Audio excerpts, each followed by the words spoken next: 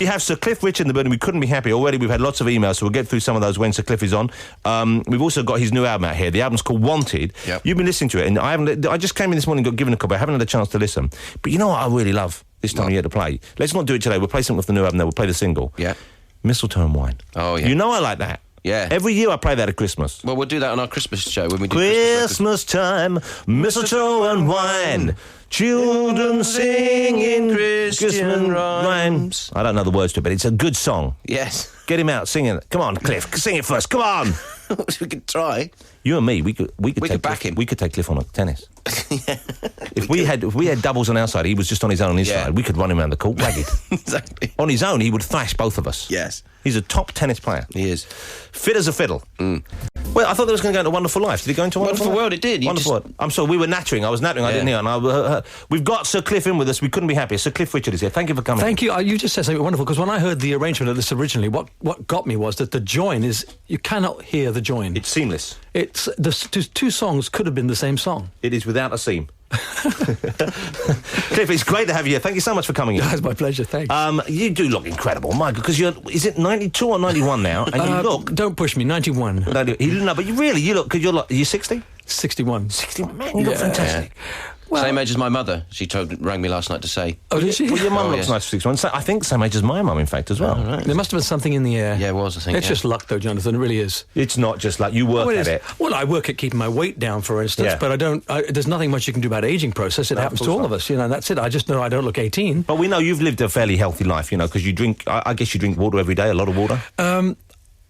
Not really. I mean, I should, but when I'm working, if I'm on stage, I drink like a litre and a half before I go on stage. I'm sorry, Cliff, I just realised what a stupid question. You drink a lot of water. Everyone drinks a lot of water. I'm really sorry about that. But they don't. I bet you don't either. I find that during the day, water is probably the most boring thing to drink. Don't you come on here and tell me I don't drink enough water. I'd rather drink champagne. No, you see, that's why he's got the reputation, the bad boy of rock and roll. He comes on here accusing people of not getting enough fluids. I am a power freak, though. Are you a control person? No, I'm not really. I try to power control my own life, which is difficult enough without... I can't do it to other people because I can barely control my own. But you're talking about... But water, if you're serious about water is vital. I always find that I forget to drink it. Yeah. Because if someone offers you a drink, you don't say, I'll have a glass of water. You take whatever other stuff they offer. But we're disappearing into a little back alley here, aren't we? I know. But what I like, Cliff, is the fact that you looked at me quite sincerely and said, if you're serious about water...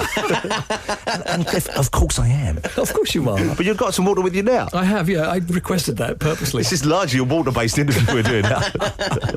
I can't apologise enough. There's a lot of your fans who've tuned in hoping to hear you talk, and then I've got you just talking about the most mundane thing imaginable. No, it's the stuff of life, folks. It is. I can only apologise, though. But the tennis, because Andy and I... we're both addicted to the tennis. We love the tennis. And have you been to Wimbledon? Yes. Because tennis, the thing about tennis is not just playing it, it's being able to watch it. I was there 2 years ago, and I was very jealous of your seat. I know. Because we had nice seats. Yeah, we were actually there with Jeremy Clarkson. Yeah, men's semi-final day. But we were kind of at the back, so I was looking around, and I saw, that looks like a good place to sit. Hold on, and you were there. You had the very best seat in the entire place. It's called being a member. They made me a member about 5 years ago, and that means that as you look at the Royal Box, just to the right of the Royal Box is a section that is for members only. You can't even take your friends in. It's just for member card holders. It is the best seat. It's wonderful. You look straight down from a slight angle, so you can get all the angles that the guys. And is it right that when you're in those seats, you can overrule the umpire if they make a bad call?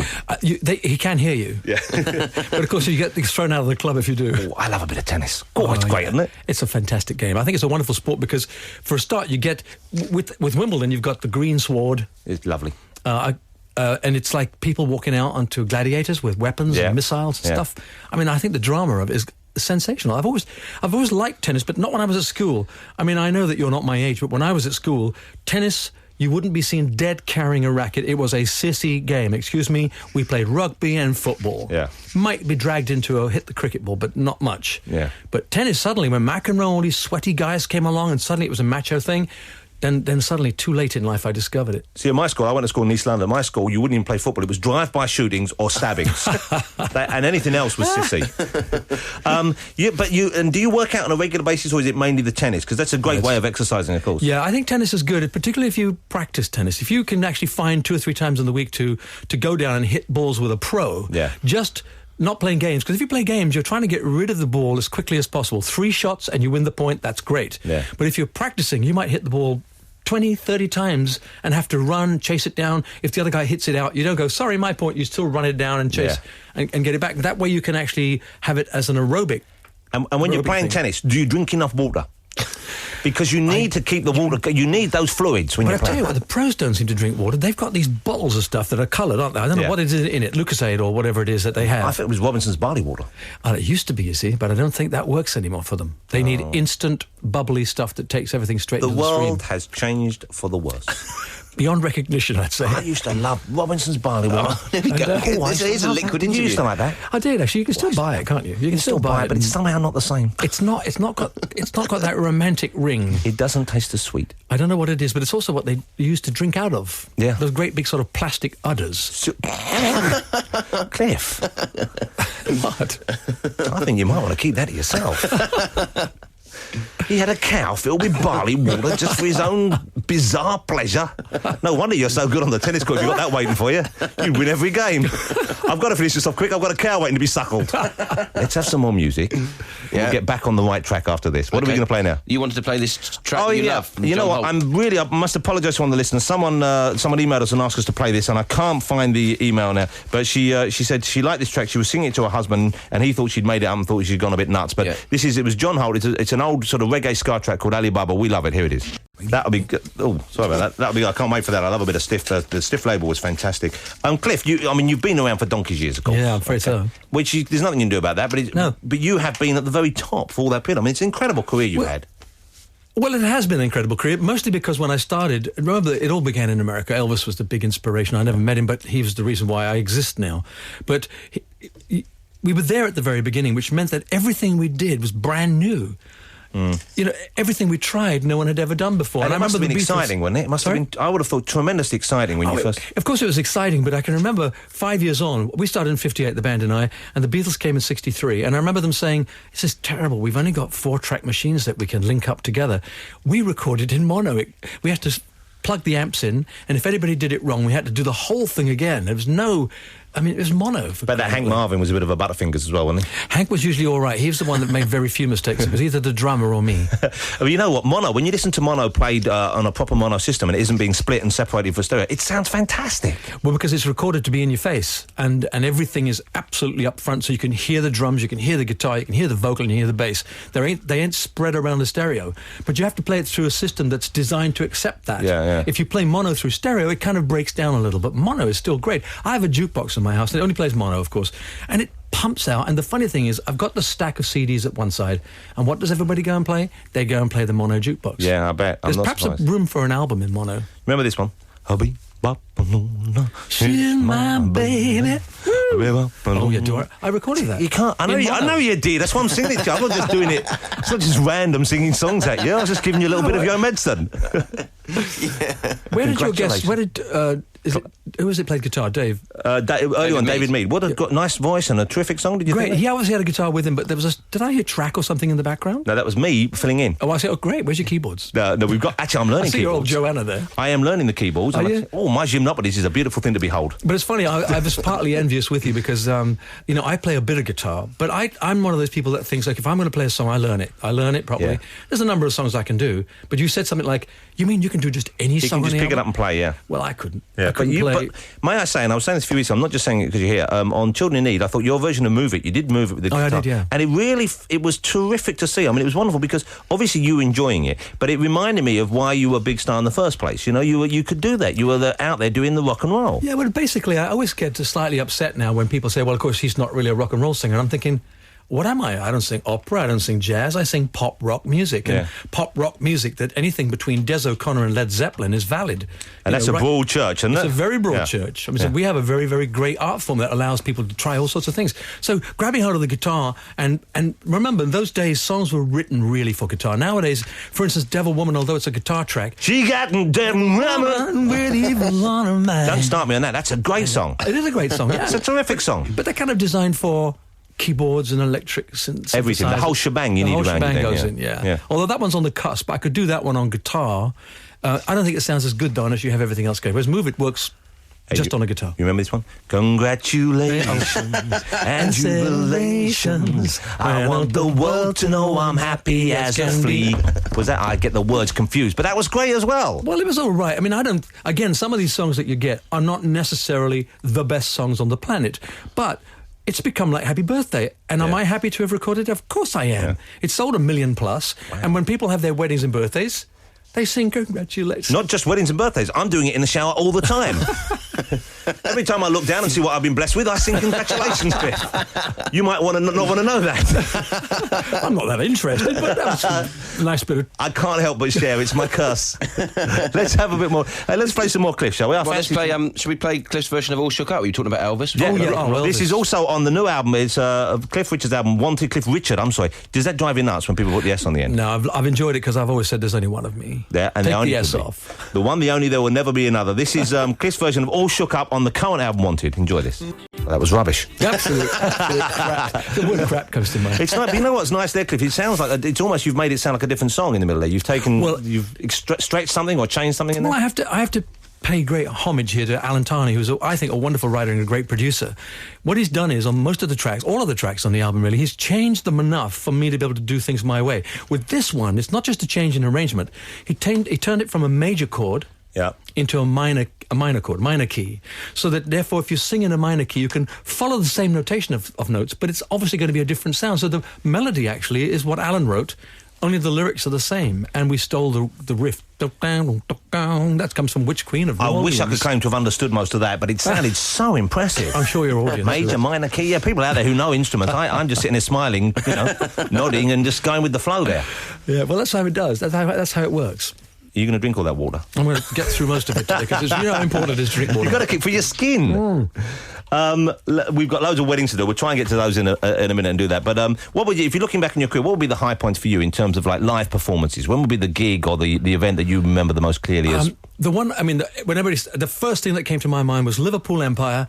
The film The Young Ones had come out and had run for about 8 weeks in the cinema there. And we were on tour, The Shadows and I. And the audience were jammed in.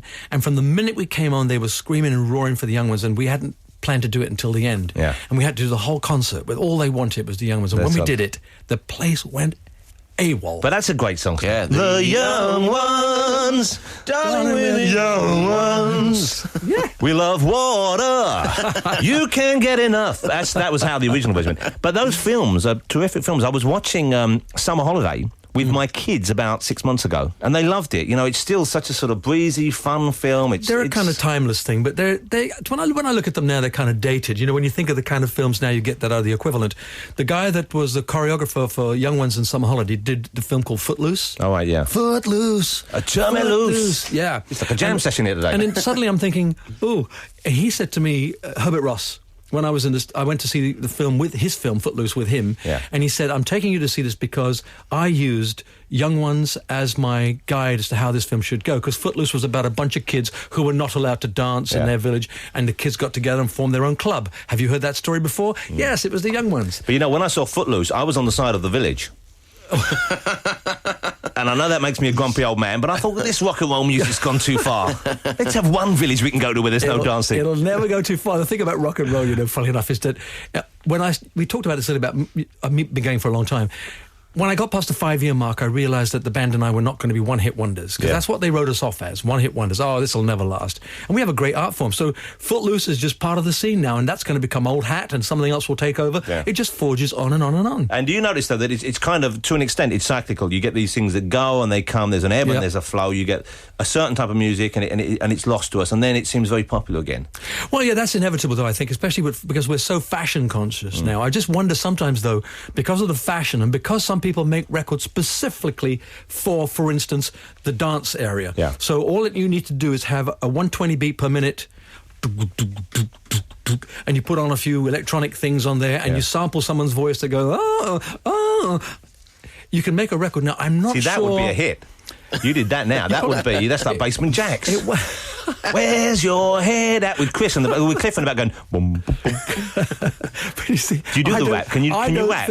No, well, I don't know. I can talk, so I suppose I could rap. Yeah, I'd like to hear you do some rap. Come on, let's do a bit of rap. No, you've got to have it written out, can't you? I mean, the thing is, I don't know that they're going to be memorable necessarily. Yeah. You know, I don't know whether we're going to go back to that. Whereas if someone says to me, let's do a rock... I was at a party last night, and there's a band playing, and they said, we're going to do a rock roll medley. I said, well, I'll join in if I know them. Well...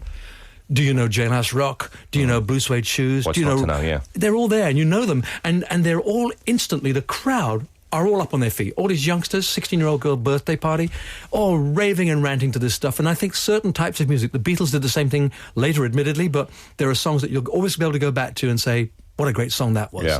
But I'm not quite sure if we've got as much of that happening now. There's bound to be the individual track that comes out that will be turned on in 20 years' time and. They're really like a classic, essentially. Yeah. You know, Espresso Bongo is a movie which I like very much indeed. It's a terrific film. It's a great film. The other films I like in a different way. But in a way, your movie career reminds me of Elvis's in the extent that he had his early movie, he really showed off his acting chops, did a terrific job. And then he kind of got sidelined into movies which were fun and they were very enjoyable and they're fun to watch again, but they're less about the movie and they're more about a showcase for him being a phenomenon. I read that he and Colonel Tom Parker, his manager, decided that they would do a whole series of, 16, 18 movies, and they would do it for money alone. And that's the danger. When I did Espresso Bongo, you're right, that and Serious Charge were kind of acting parts I was offered. Of course. The singing was by the by. But then I got the chance to do the young ones, and I thought, God, this sounds like, you know me, if someone plays me a song and it's a hit, I don't care who writes it, please, I'll have it. Young ones sounded like as though it could be a hit, and it was. Summer Holiday, yes. Wonderful Life, it dipped off. And then they started to dip off, and then no one was taking me seriously, not offering me parts, but all the same kind of script. So after about 6 or 7 films, I just pulled away and thought, well, I'd rather do one good album than 5 bad movies. So I could have gone on the same course as Elvis. And in a way, I'd probably started to, and I thought, oh, no. But what I was kind of getting to I wasn't asking you to sort of reveal the fact that why you got that movies. I was just curious as whether you like, because he came back. Do you remember the movie he made? I think it was the one where he played a cowboy and he was unshaven. Was it Flaming Star? Flaming Star. He was a part Red Indian. Yeah, and he came back and he was kind of basically, you got the feeling he wanted to express himself artistically as an actor again. And I wonder whether that was something that still burned inside you. Yeah, it is. But I got it off my chest when I did Heathcliff. I mean, it's I don't know what it is. I suppose with Elvis, because of the image he had. People, in a way, took him seriously. I mean, they can... And I think he was a really fine actor. Yeah. He never got the chance really to show it. Now, in the same way, people like myself, of course we can act. If you can sing a song and convince people enough to make them weep, then you've put it across in a good way. And sometimes they're crying because you want them to cry. And some of them are wishing that you'd stop. But you know what I mean? So acting's not that far removed from being a performer of any sort. So when I did Heathcliff, it gave me a chance to do something that nobody ever would ever offer me. And everyone kept saying, how could you play this bad guy? I said, it's just called acting. And then I saw Anthony Hopkins on television, and he said to one of his interviewer who was talking about Hannibal, and Hannibal Lecter, and he said, it's just pretending, dear boy. Yeah. Because, I mean, having eaten someone, he probably took him to dinner afterwards. But, I didn't see you in Heathcliff, but I liked the beard you wore in that. Did you grow that, or was it stuck on? I grew it, but I had to dye the tash part of it, because I turned out to be grey. Oh, no. I'm gone grey, and my top lip is grey. Grey tash is a serious thing to suffer from. I've heard there's a lot of research gone into that. And you know what the problem that is normally? Water deficiency. I'm here. I'm just drinking this now. Do you have time for another track before we... Well, I was going to keep you going for about another 2, and then I was going to play an old Cliff if Cliff didn't mind. Cliff, I have so enjoyed chatting to you today. I really have. Because thank you. I mean, over the years, some of your stuff, I haven't really got into so much. Other albums and you probably tracks, haven't heard it. Exactly. But even though sometimes I've heard them and thought that's rubbish. But some of them I've really liked. Not many. No, not many. You don't get defensive now. You don't have to. Of course, no one else is going to defend me, Jonathan. I defend myself all the time. Do you feel that way though? That people are kind of go at you, and because in a way you are sort of a whipping boy, I guess. Yeah, I don't mind, because quite often it's in a way it's a form of tribute, even if they're using you as a butt for the jokes. It means that you're important enough, or people know you enough to be able to be used as a joke. So I don't mind. If it's when it gets very personal and painful, then it's tough. Yeah. But in a way, you were never the butt of the jokes in the same way that, say, Des O'Connor was, because it became almost that his music career was secondary. People didn't even know for sure that he was singing. At least they knew you were a successful, established, and much loved. But the interesting thing is, I bet you Des sold more albums after all that happened with the Morecambe and Wise, because Morecambe and Wise kicked it off. About no, don't play that Des O'Connor record. Yeah. And even to use remember that commercial they did when the guy was trying to get get the fish out of the water. And yeah. Threw Des O'Connor records in and all the fish jumped out. But that's never happened to you. They've never used a clip no, they haven't done to that, say this is true. terrible, you know. But Des is the comedian, so he can kind of deal with it. People like myself who are just pure and simple pop rock singers. That's what you want. It's really hard to deal with people that are ugly about you. If I was a comedian, I no doubt would have a million ad-libs to throw back, and it's really tough sometimes. That's fair enough. I wish you were a little bit bigger. You know why? Why? Because then I could get some of your old stage gear. Because some of your 70s clothing I would kill for. I remember seeing you once in, I think it was a crushed velvet jumpsuit with flares. Well, you know, I'm amazed at your eye for fashion, because I walked in here and you said, oh, Terry Mugler. Yeah, the Terry Mugler. And the shirt's Mugler, I believe, as well. And the shirt's Mugler as well, yeah. But and the shoes, if I'm not mistaken, they're from Bayreuth. No, they're from Weybridge Town Hall. Okay. 10 quid. What are you going to play then, Andy?